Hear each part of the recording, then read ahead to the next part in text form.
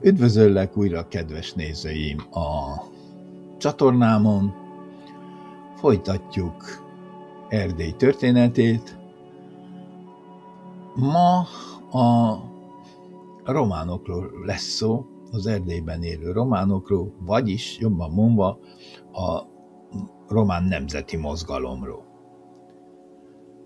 Ugyebár a görögkatolikus egyház úgy van tartva, mint a román nemzeti ébredés bölcsője. És ennek a következő a története itt Erdélyben. Tehát az erdélyi etnikumok közül a magyarok, székelyek, szászok meg románok a középkorban csak a románok nem rendelkeztek egy vezető réteggel. Mert papjaik, a görögkeleti vagy az ortodox papok is majdnem jobbágyi sorsban éltek. És a románok közül, akik nemesi rangot és birtokot szereztek, azok felvették a katolikus vallást, és sokan közülük elmagyarosodtak. A korábbi kenézek meg vajdák vagy nemességet szereztek az idők folyamán, gyakran saját fajtájukból való egyéneket taszítottak jobbágyi sorba, vagy lassan lesüllyedtek maguk is a függőségi állapotba. A csekély számú román szabadparasz vagy kisnemes nem képviselt akkora erőt és tömeget, hogy önálló rendi nemzetét tudott volna alakulni, és megfelelő rendi érdekképviseletet hozott volna létre, amelynek elég súlya lett volna az országgyűlésben. Ezért jött jól a vallási egyesülés. Mert a Romával egyesült görögkatolikus egyház papjainak az egyesülést elismerő császári rendelet, az 1701-es második Lipót-féle hitlevél az egyesült felekezetekhez tartozó papoknak és világiaknak egyaránt ugyanazon jogokat adta, mint az erdélyi katolikusoknak. Ezzel viszont a császár megszegte az előző Lipót-féle diplomában vállalt kötelezettségeit, hogy nem változtat az erdélyi 4 vallás és 3 nemzet rendszerén.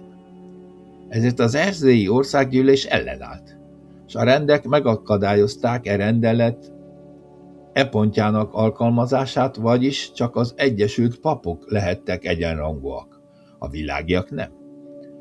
Ennek hatására kialakult egy felemás állapot.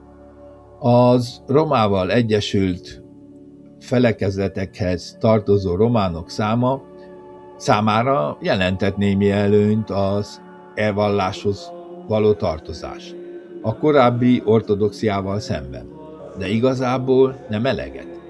Ráadásul fennállott az ortodox részről jövő ellenreakció is, amelyet támogattak a szintén ortodox szerb egyháziak, illetve a havasalföldi egyházi körök.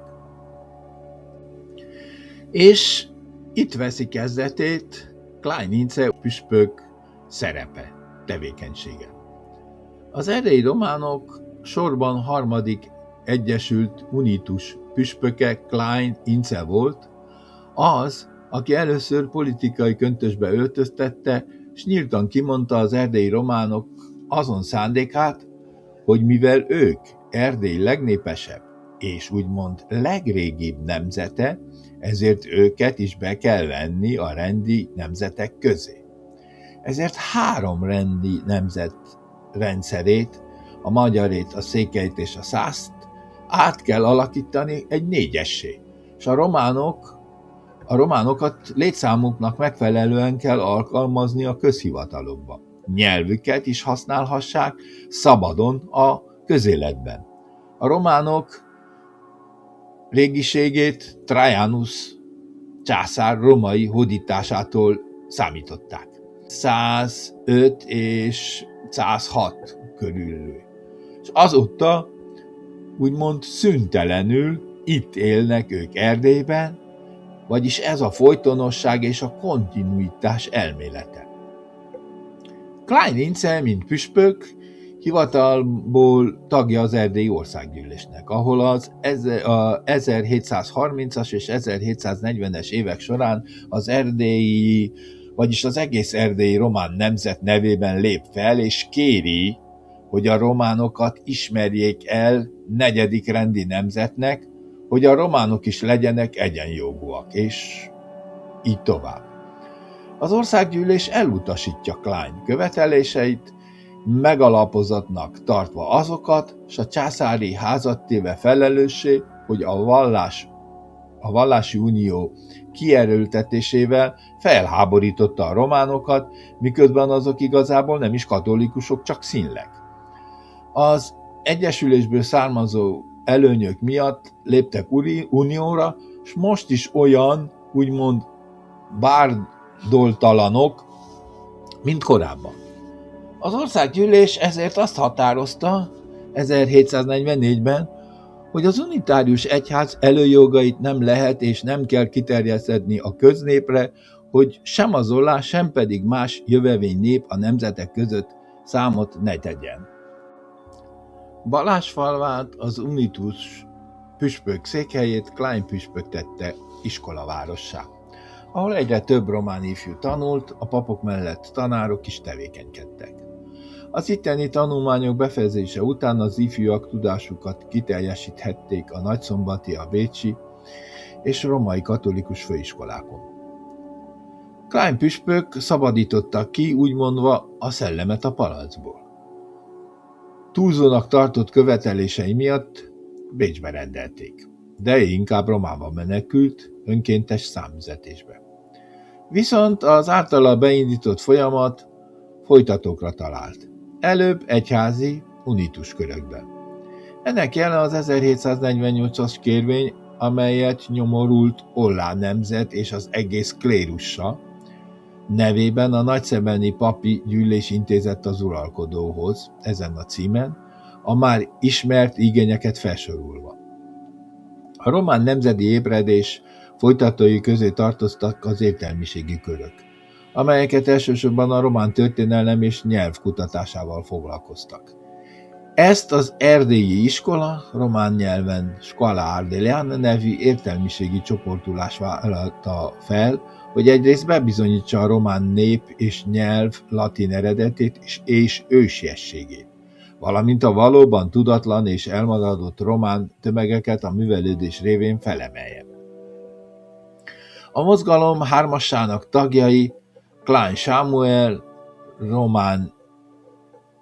román neve Samuil Miku, Sinka György, magyar nyelven, románul Gheorghe Sinkály, és Major Péter, vagyis Petru Major. Egy művelt vezető csoportot alkottak, akik értelmiségi helyzetükből kifolyóan hatással voltak népük gondolatainak, felfogásainak alakítására.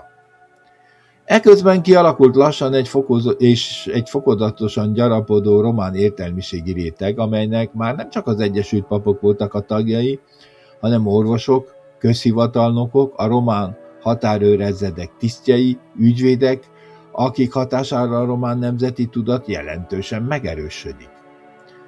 A román határőrezredeknek is megvolt a szerepe a románok nemzeti kulturális felemelésében. Például iskolákat hoztak létre, főleg a második román ezred területén. Ennek az ezrednek a zászlajába az alábbi sokat mondó jelmondat volt felírva. Virtus Romana rediviva, azaz feltámadt a romai erény. A román jobbágyság lázadozni kezdett. Erdély esetében helytelen az a megállapítás, hogy ott nemes az magyar, és a jobbágy az román.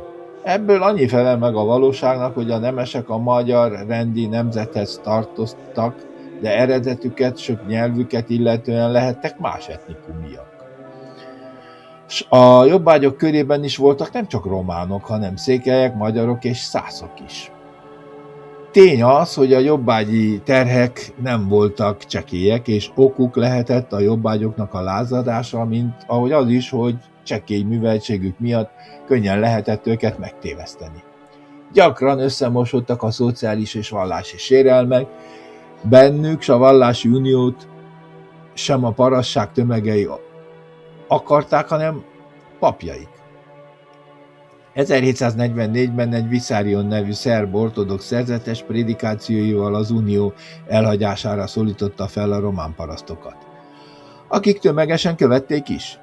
Vissariont elfogták ugyan, de az erdélyi románok jelentős része visszatér az ortodoxiához.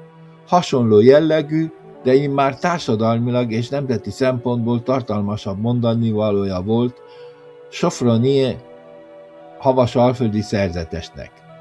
Ez 1760 táján. Aki azt prédikálta, hogy, idézem, vég az urak hatalmának. Most mi vagyunk az urak. Idézet vége. Ennél még kiélezettebben fogalmaztak a Hunyad megyei románok főispánjukhoz címzett levelükben. Idézet a levélből. Bennünket ti, magyarok annyira elnyomtatok, s a jobbátság jármát is nyakunkba vetettétek, holott mi sokkal többen vagyunk, s voltunk is mindenkor a magyaroknál. Sőt, mi több, régebben is vagyunk az országban nálatoknál, mert még a régi dákoknak vagyunk a maradékai. Idézet vége. Az erdélyi román jobbágyok legnagyobb megmozdulása a 1784-es Horea felkelés volt, amely során a zarándi kincstári birtok jobbágyai lázadtak fel.